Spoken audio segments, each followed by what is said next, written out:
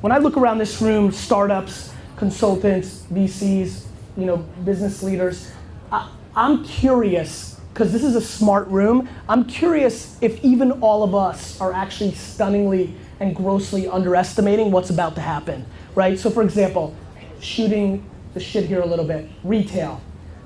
Retail's about to get way worse.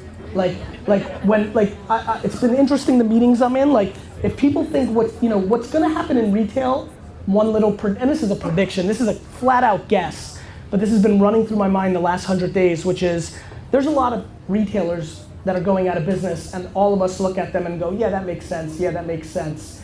If we, God forbid, have a retailer that seemingly is healthy go out of business in the next 6 months, it really just collapses that whole infrastructure. And every day, everybody knows here what's happening with their behavior, right? And so we see this happen in different sectors, but then I was like, okay, retail's in a really scary place because if you care about big data and analytics, we're starting to get to that threshold where there's enough direct-to-consumer business happening online that basically the infrastructure of leases and really gets scary and will clearly play out. It's not going backwards.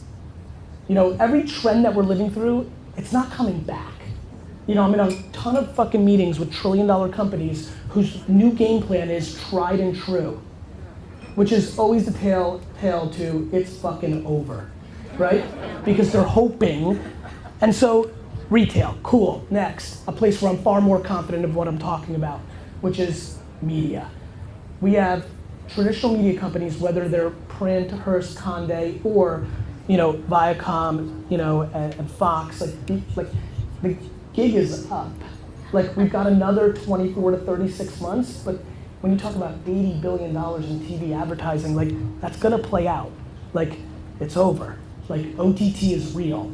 Facebook comes out with its OTT product in a month.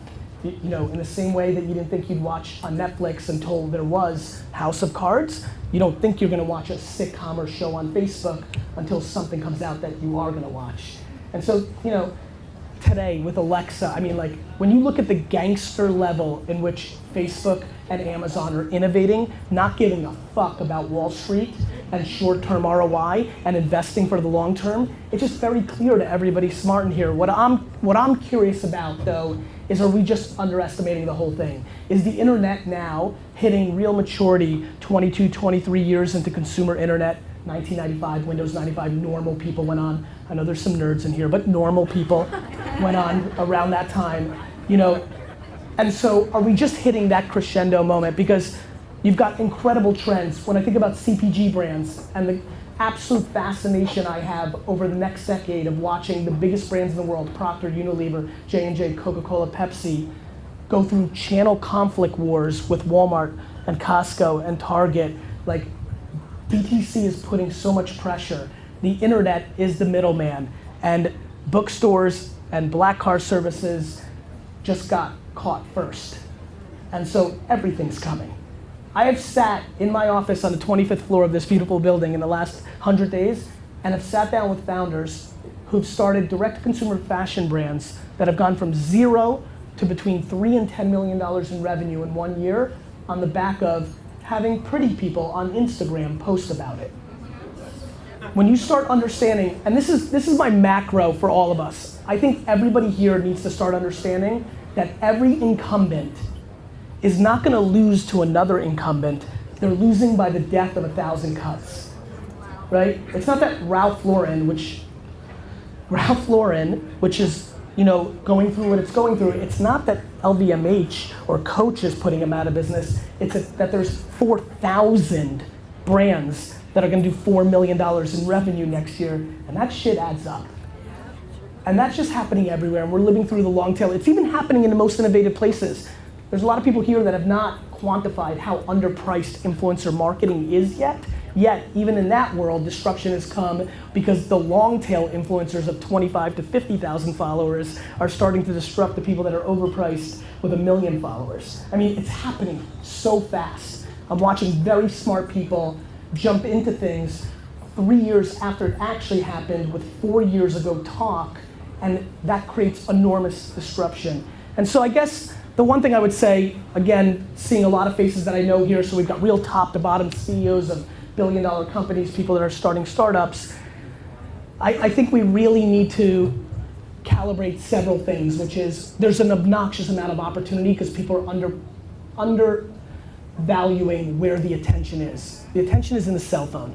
Our cell phone is the remote control of our lives. Period, end of story. There's nothing remotely close to as important as the cell phone. And when you start understanding that over 50% of the time spent on the cell phone is spent on 7 to 10 core apps, which are social networks, and throw in YouTube in there, whatever you want to call it, you're talking about more than half of the time we spend on cell phones on things called Facebook, Twitter, Instagram, Snapchat, and YouTube. And all of a sudden, social media goes away from being a slang term that people think is an afterthought or a sprinkle, and it starts becoming the foundation of communication in our society.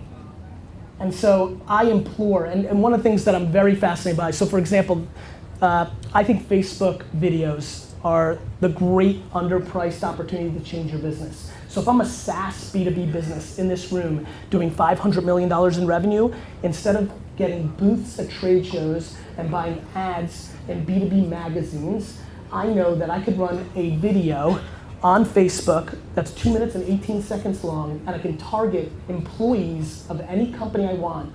And the copy and the opening line of the video can be, does your CIO know? And I know that that CIO will then get 700 people or 17 people, or she will get 14 people sending that video, and that becomes a gateway to business development. People are just not practitioners. This room is filled with people who have a whole lot of things to say about stuff, but have never actually done it. There's a lot of opinions here on buying Snapchat filters in the open marketplace. There's a lot of opinions here. You like that? It's just true. And I say it because I do it in every other thing that I don't know what the fuck I'm talking about in, right? I've got opinions on everything. But what's been fascinating is that people have got opinions on what's actually happening, but they're not practitioners. We have a massive disconnect between headline reading and practitionership in the modern day of running businesses and marketing. And that is an enormous arbitrage of opportunity, and it's also the preview to a whole lot of carnage. And so, I don't know, I think, listen, I as somebody who's most comfortable in chaos think this is gonna be the best. Like, I desperately want Wall Street to melt.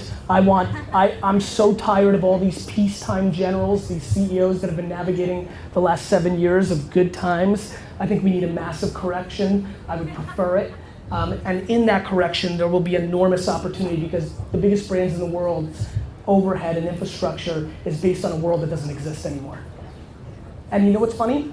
The 13 to 15 faces that I'm able to actually see with the lighting, you all know. I can see it. You all know, I'm not so smart, I'm just saying it. And I'm saying it not because I'm noble, but because my economics aren't tied up in it. And so one thing I would tell this extremely smart group is the most fascinating thing about the last 20 years of my career is that people say shit they don't believe because of short-term economics, which eliminate all their long-term economic opportunities. And so this group needs to debate that because this room is filled with that. And in that is outrageous opportunity. So if you work somewhere and you believe something else, I highly recommend you put it on the record because everybody in that room will remember when shit hits the fan and the people that are historically right win. And that is going to be very important for your actual livelihood. Right now, you may be pandering to what's good for your livelihood for your bonus right now. But when shit hits the fan, you get negated and it's a detriment for being historically incorrect. So I would implore everybody to look at the macro math, to understand what's really going on. We live in a world where Kylie Jenner got paid $1.3 million last week to post one picture on Instagram and Snapchat. And guess what? It was a good fucking deal. It was. And so I think people are holding on to a reality that doesn't exist anymore. So I'm pumped. And I hope you are too, because if you are, that means that you haven't bogged, people love to make, I was with a client, CMO, and she was razzing on retail, and I was like, but you're doing the same thing with your corporate career in here, your infrastructure, your golden handcuffs are their leases. So, I don't know, I think it's an interesting time, and I really appreciate your attention. I'd love to do a little Q&A if anybody's interested, so thanks for having me.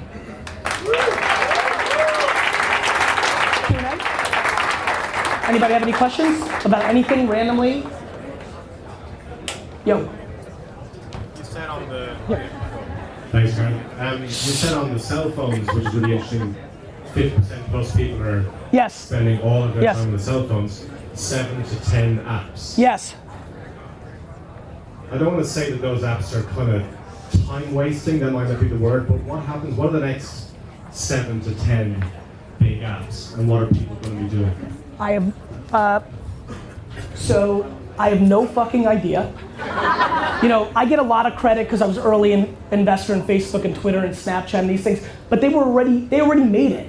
Like, the only thing I do is, I'm a practitioner. I think it's a good idea to wake up in the morning and look at the top 200 apps in the App Store or at Appboy and look at data and download the app and play with it.